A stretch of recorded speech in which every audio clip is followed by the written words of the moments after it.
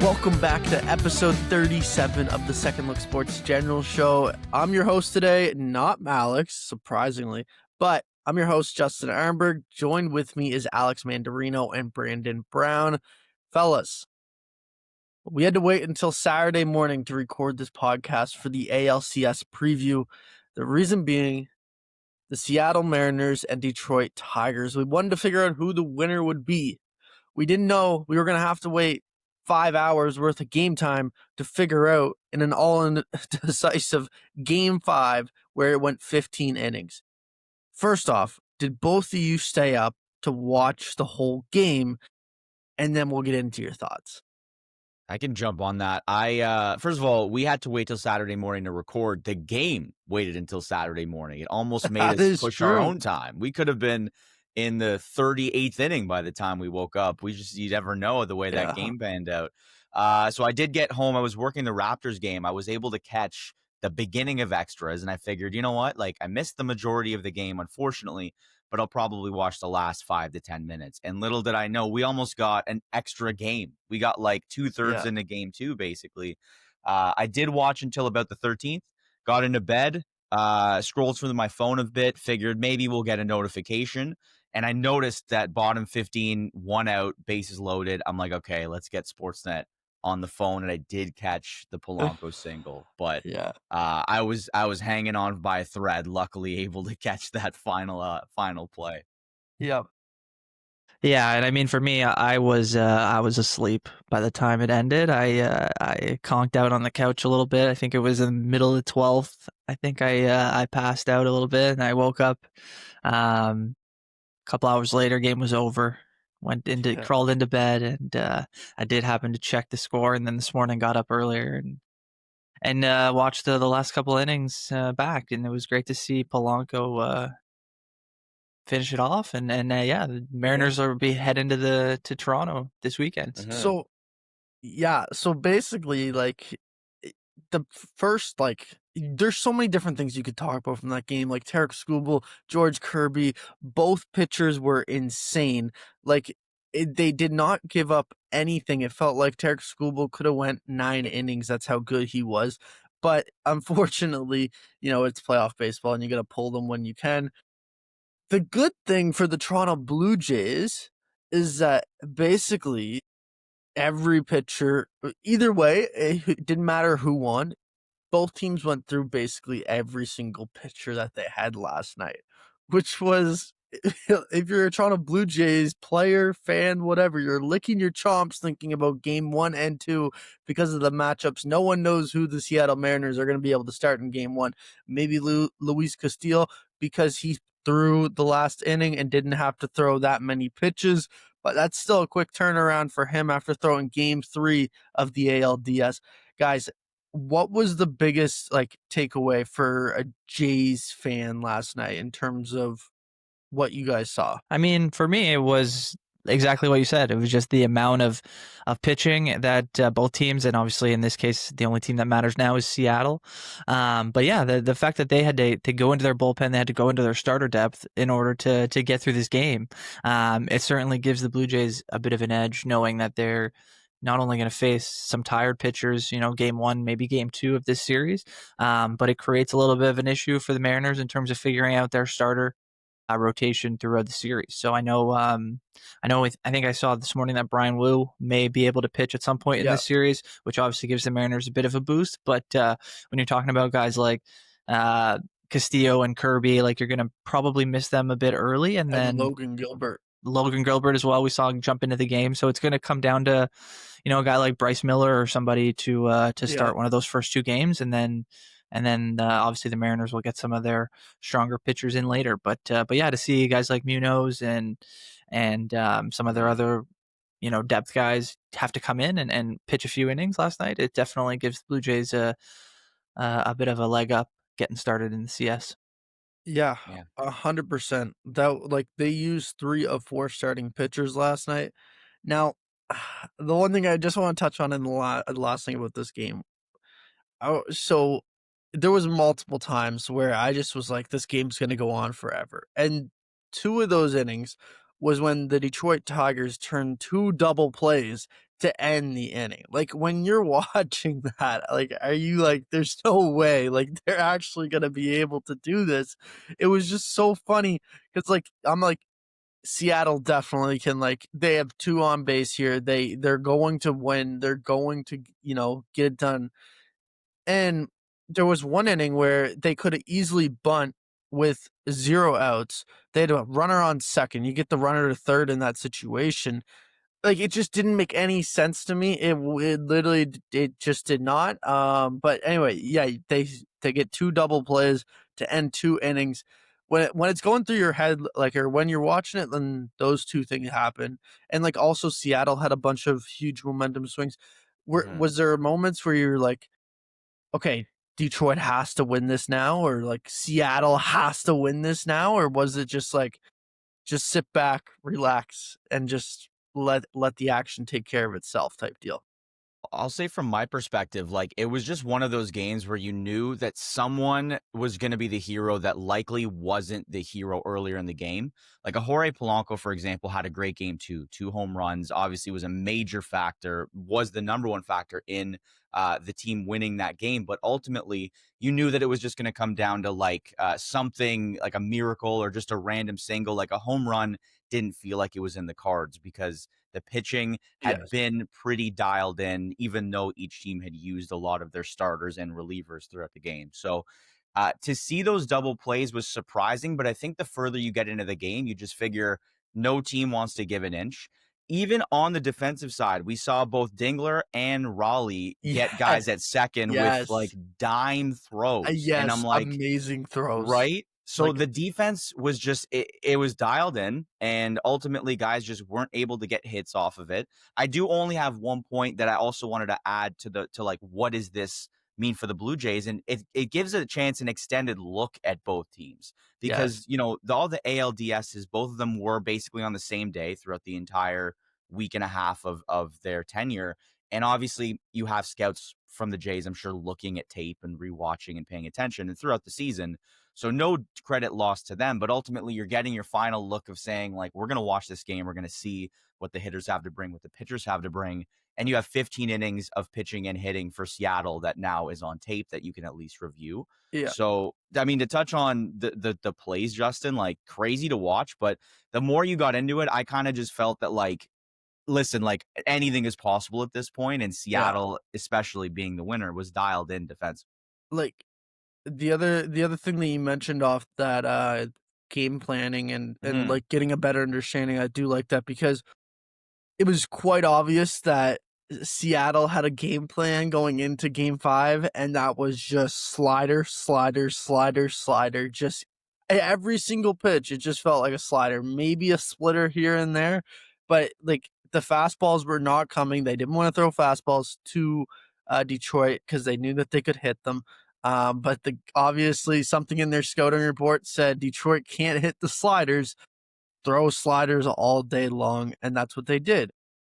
I don't think I've ever seen that where a team has a kind of a weakness with a pitch. Yeah. Obviously, individual players and individual hitters, but to have a game plan for an entire team to be the same Mhm. pitch is, I think, something I'd never seen before. And we know from this season that they're not going to be able to implement a plan like that against the Blue Jays because they just have so many guys Yeah. that are able to get the bat on ball regardless of the pitch and put the ball in play. So they're going to have to really come up with a plan for each individual batter, and that's going to just get give the Jays even more of an advantage as they only have a day to do that, really. So Yeah, the only and to go, we'll just switch to the Jays and Seattle now.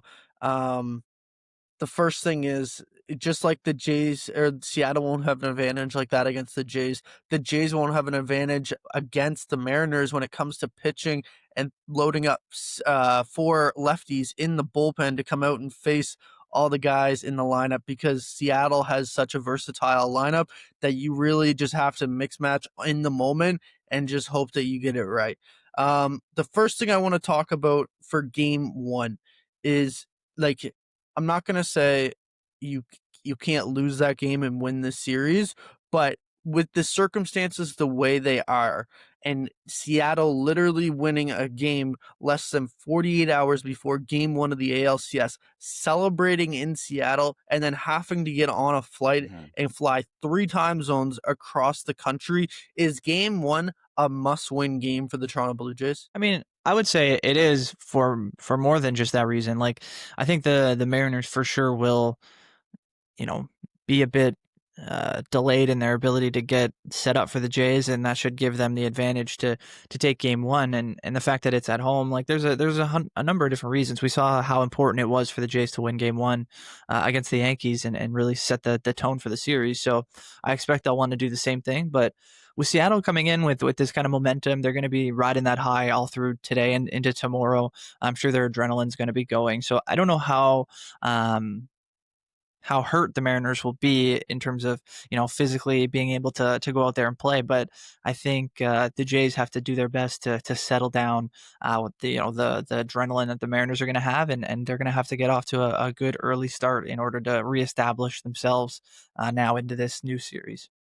Mhm. Yeah, and just to jump off that, I think the travel is the biggest thing. I don't recall who has said it, but I've seen one or two pundits basically saying like the travel from west to east is pretty taxing on the body, and to do it in short time and after the adrenaline rush, as you allude to there, Brandon, like, you're obviously coming off a victory where Seattle hasn't made it to the ALCS in what, 24 years, since 2001. Yeah. Yep. And so it's Seattle gives a very similar vibe to Toronto in terms of their fan base, in the sense that, like, it's close to Canada. We've seen the rivalry between, Yeah. like, even just Vancouver fans coming down to Seattle, and when there's the Toronto Seattle rivalry for that reason.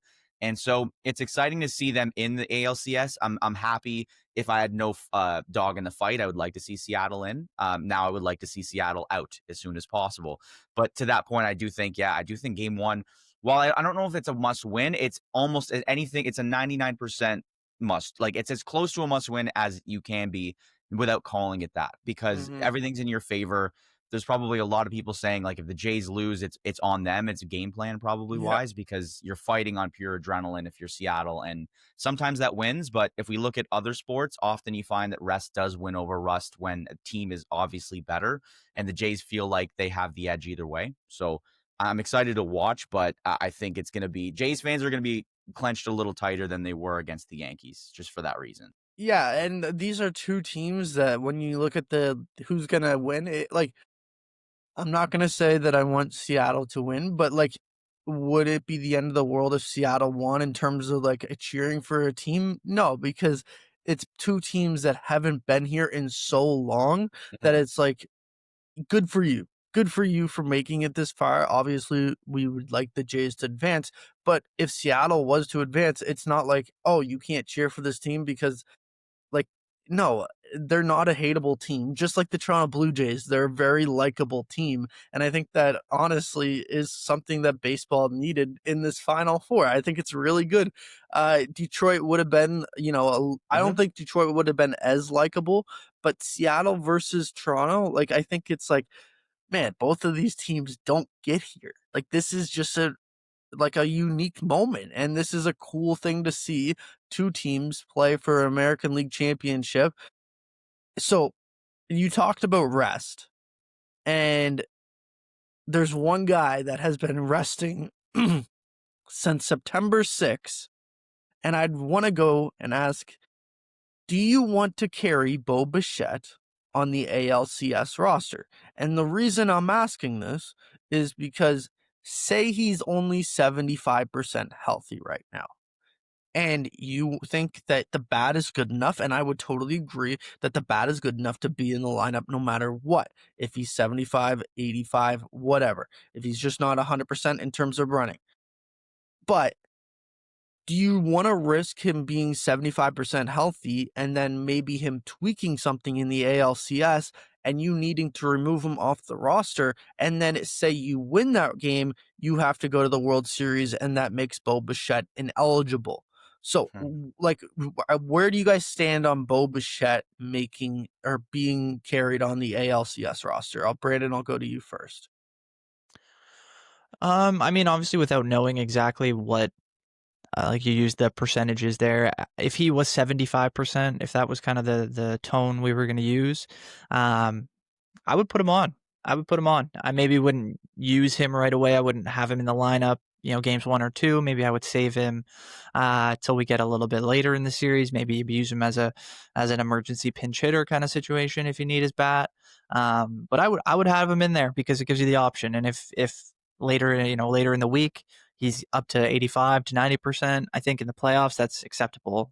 To as a player, if he wants to get in and he's feeling like he's able to, even if he's a little bit hampered still, Bo Bichette's a guy that I would want to have in the lineup and want to be able to get that bat going a little bit at least. In an attempt to have him, if it doesn't go well and he, it looks like he's not able to adjust and kind of get back into it, then you kind of you unfortunately have to kind of let that go. And yeah, maybe it does hurt you a little bit in the CS or in the World Series if you do have to, you know, remove him from the roster if he's not able to compete. Then it does kind of create a little bit of an issue. But I think the reward is worth the risk. And for a guy like Bo, who's put his whole heart and soul into this team over the last couple of years, it'd be great to see him, get a chance to play in the CS for the first time in his career too, regardless of his health. So I think, like I said, in the end, it's a bit risky, but I think the reward is worth it. And a guy like Bo, if he says he's ready to go, I would trust him, and you just hope he's able to contribute in some way that can help you continue to move on. Mhm. Yeah. You convinced me, I think, in that, Brandon, because like the risk being worth the reward makes a lot of sense. And baseball, more than any other sport, like decisions and the manager plays probably like the most factor into the game in that they control the game. They decide when pitchers start and are pulled. And John Schneider, unfortunately, has been criticized for decisions in the past. I think this year it's evidence that you can't really criticize him. In fact, you can probably say it was a big reason that the Jays were successful, That right? Um, that right? game Like, 4, like yeah, you can't say anything else other than John Schneider and Pete Walker and like called a yeah. master class. Like they literally diced up the New York Yankees with great decisions. So yeah. Yeah. So no, I completely agree with that. And so I think in this, like the decision to leave Bo off, I think, well, either way, if the Jays were to lose, a lot of it would be looked at as, did they put the right pitchers on, leaving some guys off, for example, the ALDS was successful. If they make certain decisions and they lose, the Jays do, like, I think a lot of people have them favored. And so it's going to be a decision of, or it's going to be a criticism of the decisions either way.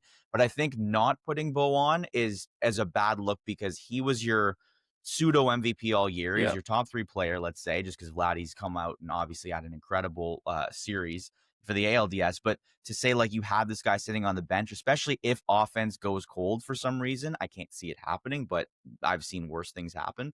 Um, the only concern, obviously, is if you put Bo on, who is removed, and does that cause concern for a pitcher being S- added, right? Like that's s- the one in, one out.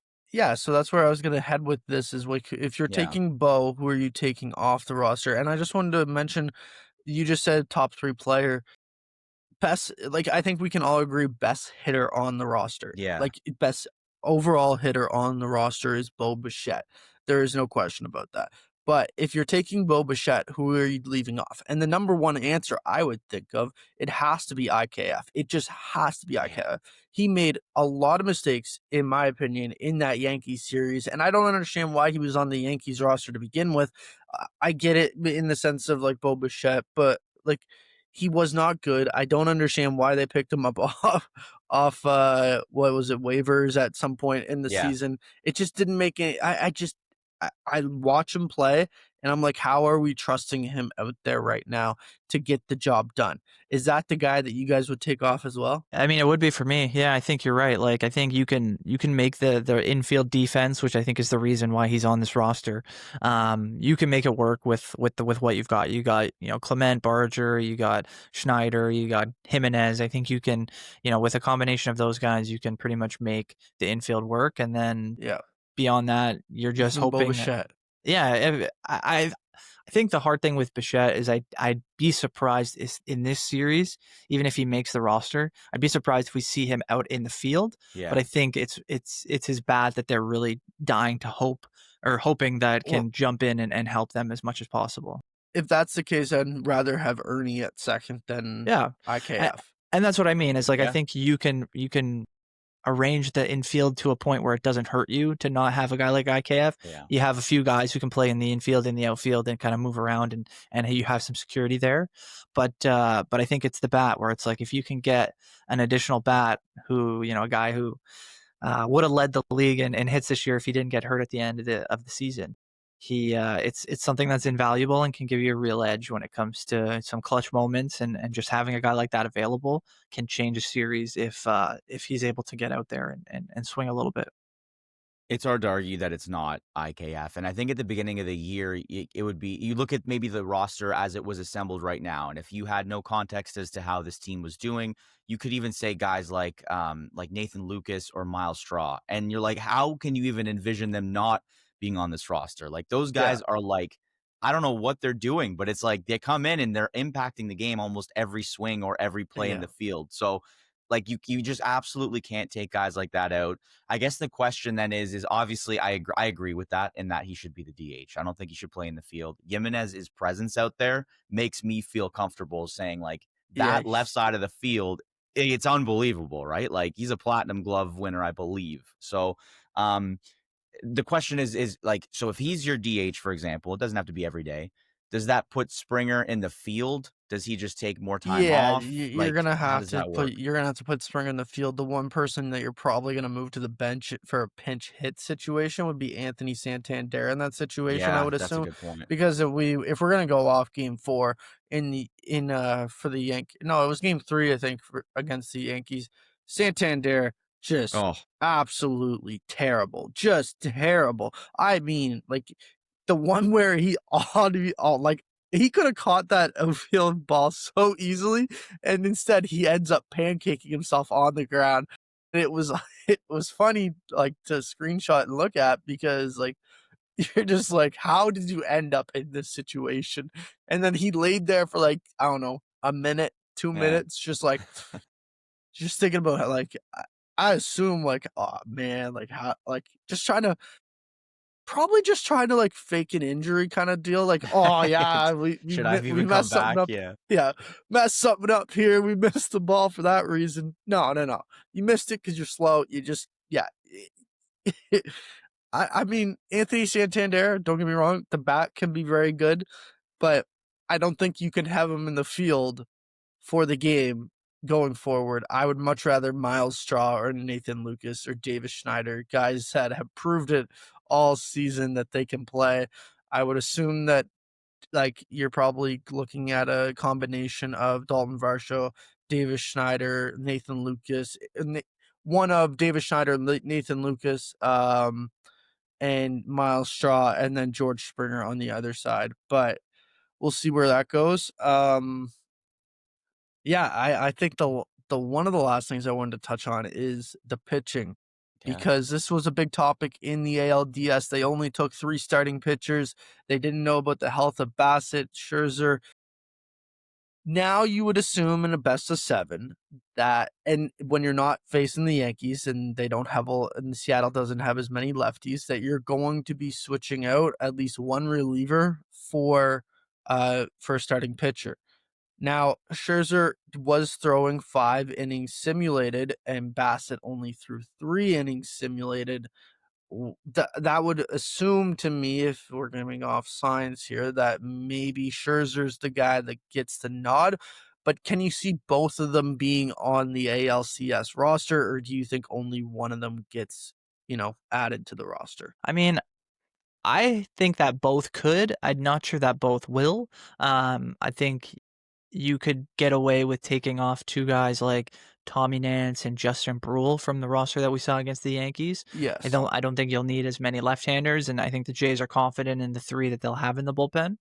But I think adding the additional length that you can get from guys like Scherzer and Bassett, especially Bassett, who I think can pitch in almost any situation, Yes. um, It's huge, and as much as, fans may not wanna believe in a guy like Scherzer at this point, um, I do still think that he's a guy who can come in and in the Mhm. select environment can give you a little bit of length. I know we've seen some hiccups from him in his last couple of starts before the season ended, but I do think in the moment, you're gonna see a competitor like him be able to kind of figure it out and at least give you, a workable couple of innings if you need it, right? So I think that's where I'm at with those two guys, and I like the idea of having that extra length, like we saw last night in the game five. You never know, Mhm. you're never going to know when that situation is going to be needed, whether it's late in a long game or if it's early in a game where a starter can't get through a couple of innings. So I think that would be my decision if I had that choice. Yeah, I would say Bassett is. I would say Bassett over Scherzer just because I can see an opener coming in like a Varland or whoever doing 2 innings and then bringing in Bassett for 3, 4, 5. Like for example, I can just kind of picture that in my head.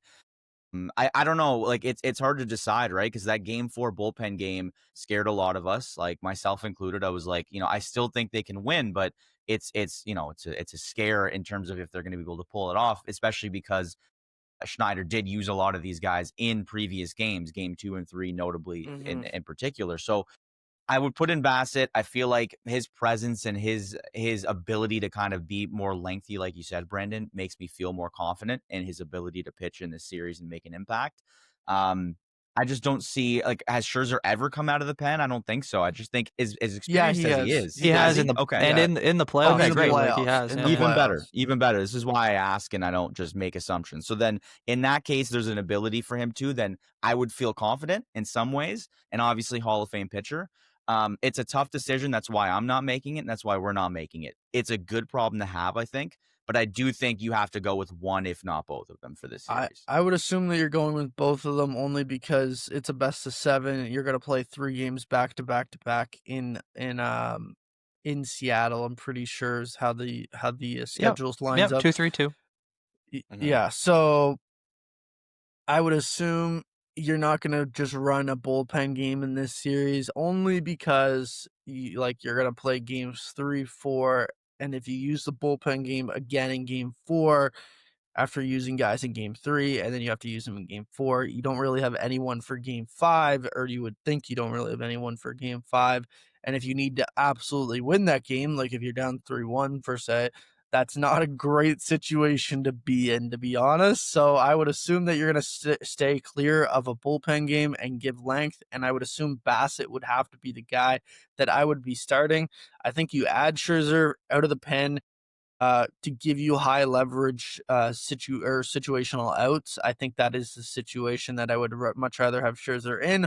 Or if it's the bullpen game, like you said, I would think that Bassett gets a start and Scherzer's the guy that comes off Louis Varland for example, and after he throws 2 innings and then tries to go 3, 4 innings to get you to that 6th inning. But yeah, we'll see what happens. I would think that Justin Brule is the number one guy coming off the roster. You don't need him because simply they don't have as many lefties. So why do you need him? And I would assume that Tommy Nance, if they're going to take both of Scherzer and Bassett, you're probably going to leave Tommy Nance off the roster, and that's okay. I think the bullpen is still really deep without those two guys, and you can, as we saw with Seattle in the playoffs, you got to do funky stuff. Pitchers got to pitch in the bullpen. It happens. Well, Um, and I think that just adds on to why it's so important for the Jays to get ahead early in this series is that I think we would all agree that if you take out the rest and the issues that Seattle's going to face obviously coming in, their starter depth I think is just a slightly ahead of where the Blue Jays are at oh right yeah, now. So I oh yeah. think you got to just hope that the Jays high end guys can take advantage of this, this chance that they'll get up in the series early, and if they can go, head to Seattle, with a 2-0 lead in the series, they'll feel really good about, all the Mhm. guys that they've put together that can help them get through three potential games in Seattle and really push them to the edge of the series. So I think that would be, the key to the series is just how do we get off and running, and will the Jays be able to take advantage of this opportunity that they have? Last thing I wanted to talk about before we wrap up this podcast, ALCS special preview. Okay.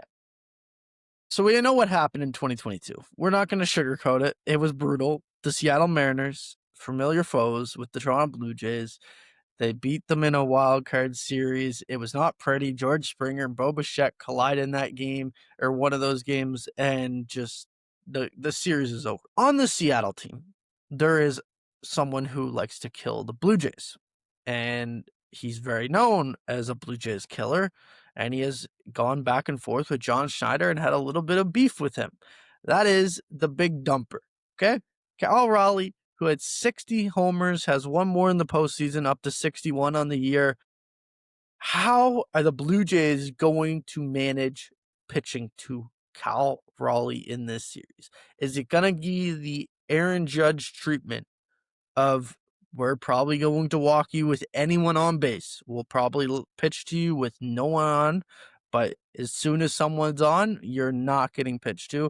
Or since the bat, I'm not going to say is super duper cold, because I think that at any moment Cal Raleigh can explode, but as of recently, the bat has not been as great for Cal Raleigh. So are you just taking your chances with him?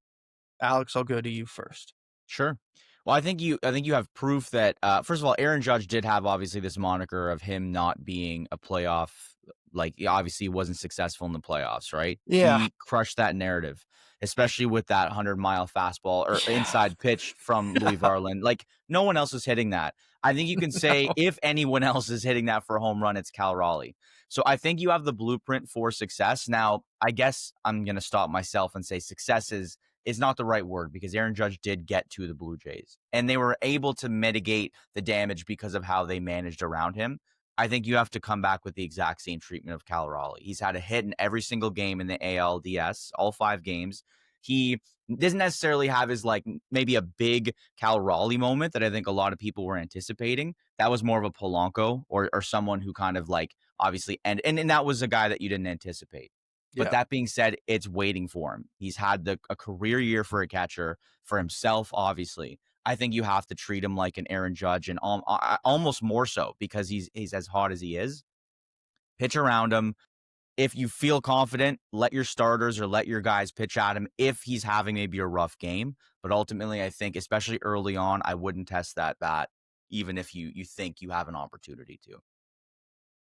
Yeah, I mean, I kind of agree. I think it's like the Judge thing. I think it's very situational. Like, obviously, Judge is historically, over his career now, he's one of those guys that can do damage when it seems like there's no damage to be done. But I think for me, Raleigh's just like kind of a tier below that, where yes, I think in situations, Justin, you laid it out, like if there's a man or two on base, you just don't want to give that.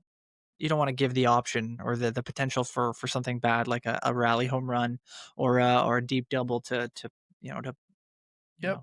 put you Clear the over. bases. Exactly. But I think, yeah, like with no men on early in a game, I think you do try to challenge him. You try to, show that your pitching is superior to the guy that's in the box, and you try to, cool some of his momentum, like you said, Alex.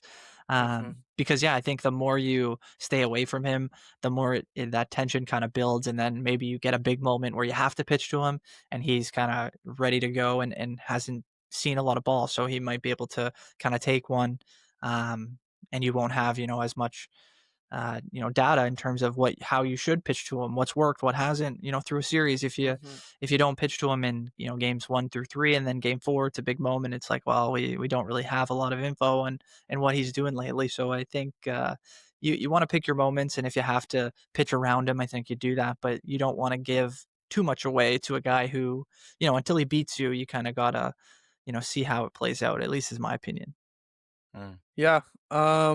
I just wanted to quickly say, as the Mariners are gonna play the Blue Jays, we also have 2 Canadians that will be very special. It's gonna be Josh Naylor, first baseman, and relief pitcher Matt Brash, playing at home against their hometown team.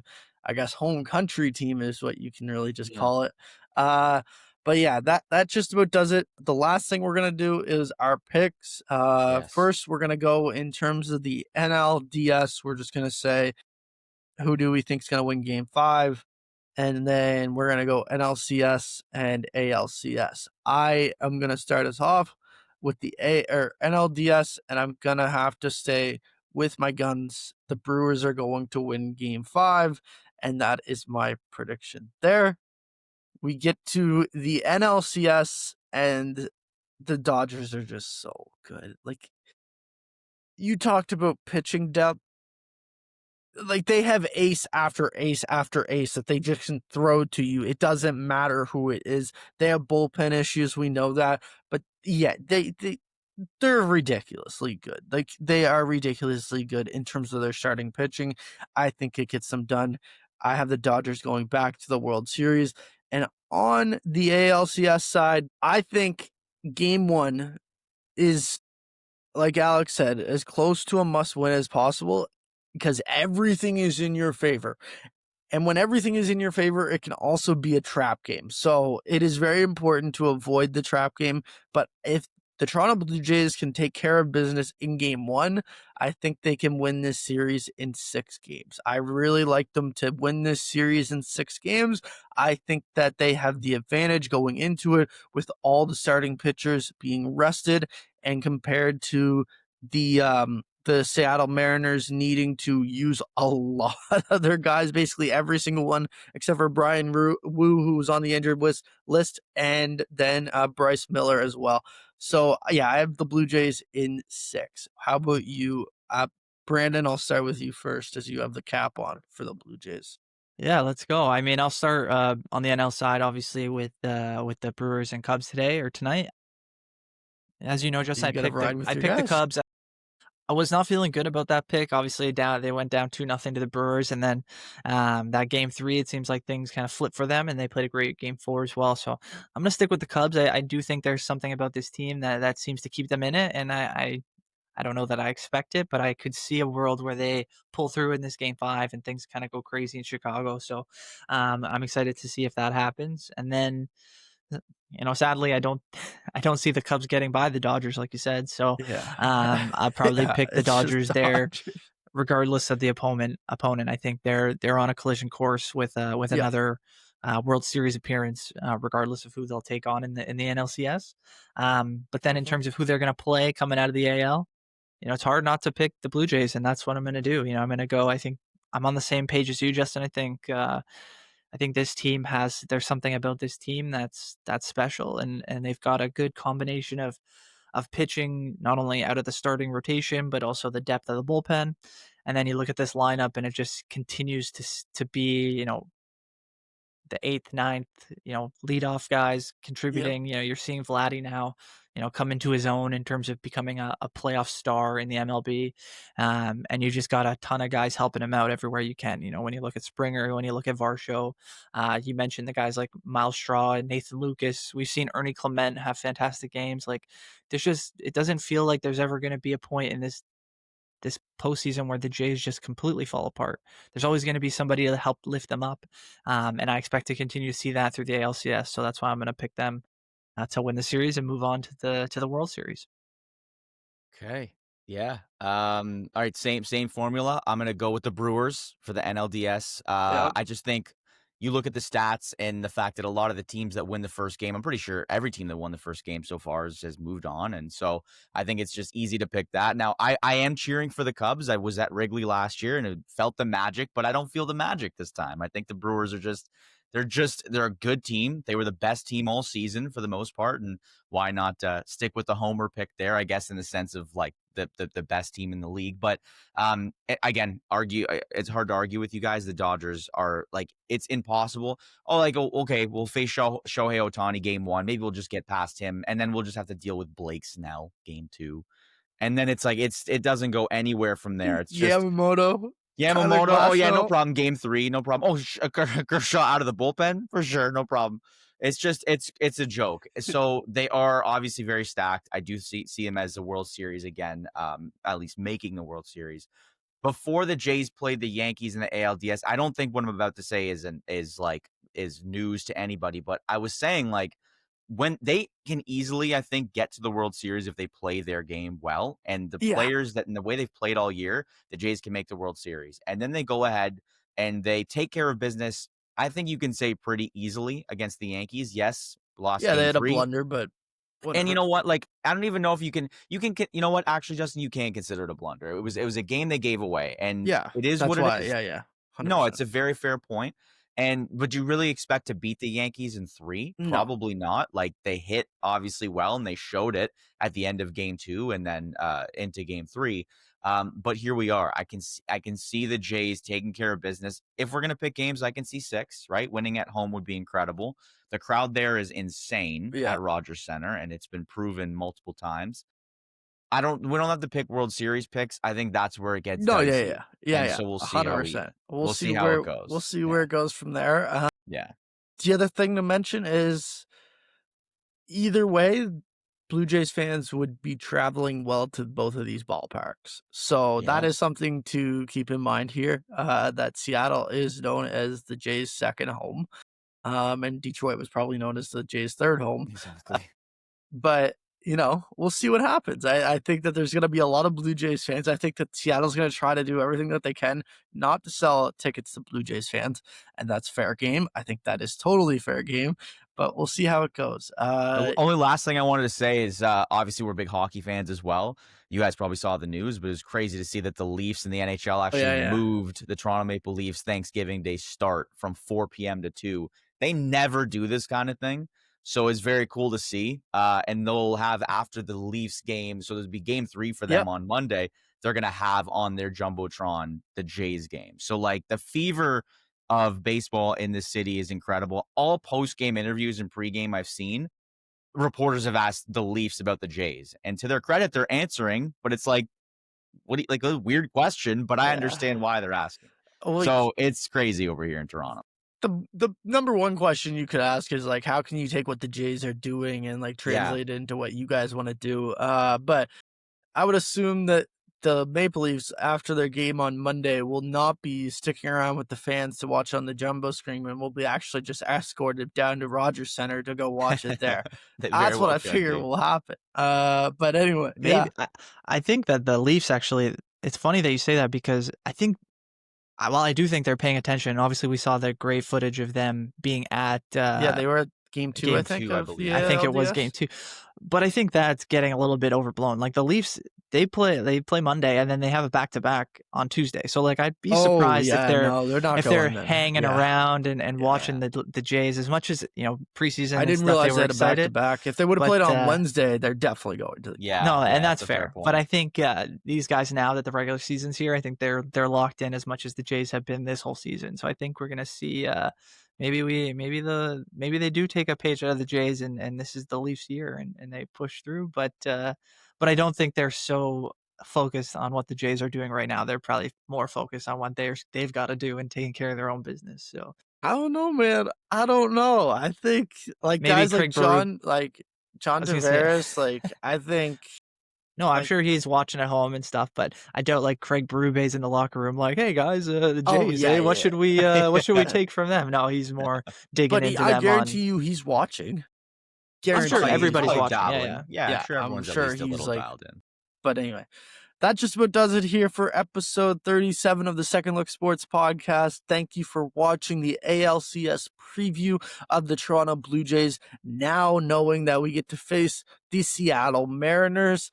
We'll see you on next week to discuss what would be the first 3 to 4 games of the series, and we'll go from there. Have a wonderful weekend. Have a wonderful Thanksgiving with your families, and we'll talk to you later. Peace.